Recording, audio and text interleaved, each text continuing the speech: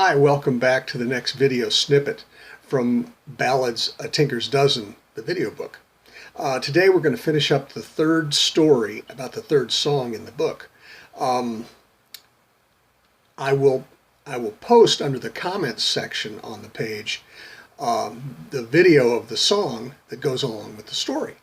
You probably know what it is already, but if you don't, you can give it a listen. I think you'll like it. If you're ready, we'll begin. I began to walk past the dead man when he spoke to me. I see that you're a cowboy. I was a cowboy too. Sit with me and keep me company as I am dying, and I will tell you the story of what led me to this end. I sat on the edge of the wooden sidewalk and gave the man my attention.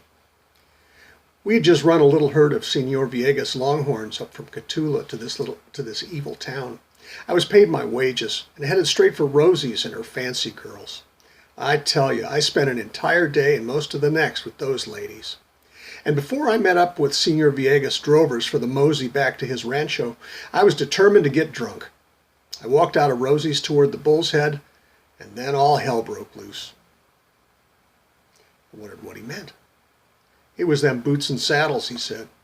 Boots and saddles? The damn botas and the goddamn huaraches. They decided to shoot out their differences in the middle of town, right in front of San Augustine, right over there, the dying cowboy said. Everyone in town, winners and losers, had been drinking all day and marching around the town in parades, shooting off their pistols. Today, election day. They hired brass bands and shoved anyone out on the street toward the polling places to vote for whatever side they were on. The Botas run the election, and in their zeal to celebrate, they decided to hold a funeral for the huaraches by burying a sandal.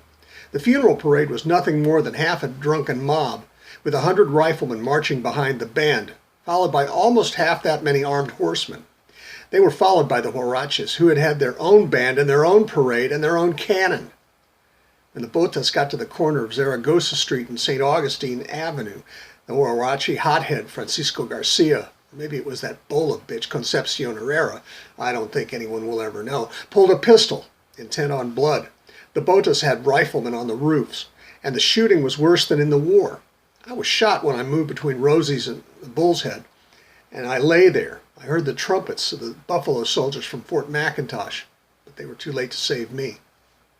I didn't know what to say, so I didn't say anything. I know that you're a cowboy, so I know that I can trust you, he laughed and coughed something terrible. In the pocket of my shirt is all I own except my saddle. Take that and use it for my funeral. I want to be buried proper. I reached to his shirt and he grabbed my wrist with a grip so strong that I thought he might still recover from his wounds. And then he coughed again and moved that hand to his mouth to wipe away the blood. I reached into his pocket and found a $10 gold piece with Lady Liberty's head on one side and an eagle on the other, an Indian head gold dollar, and a couple of silver dimes and quarters, and 2 copper 3-cent pieces.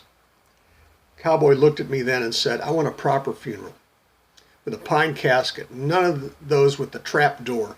I want it to be mine and stay mine. I don't need a priest. I've already talked to God, and we see eye to eye. I won't be joining him in heaven, I don't suppose. I'm a young cowboy, and I've done my share of wrong. And then he coughed again before he continued. Find 6 good cowboys to carry my casket, and 6 pretty whores to walk along beside me. Have them strew the way to the graveyard with primroses and Blackfoot daisies, and lay some on top of my coffin to quiet the dirt falling down on me. And give me a whoop before you leave my grave. I was about to tell him that I would do all that he asked when he interrupted me.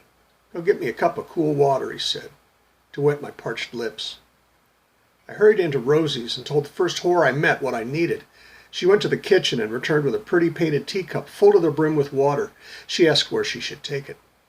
I led her to the dying cowboy. But by then, he had breathed his last. I found the undertaker and bought a pine box and a plot in the graveyard for the cowboy. I had enough left to hire a little Mexican banda, just a clarinet, a trumpet, a drummer, and a cymbalist. I went to find my fellow drovers to lend a hand if they were not too drunk to walk.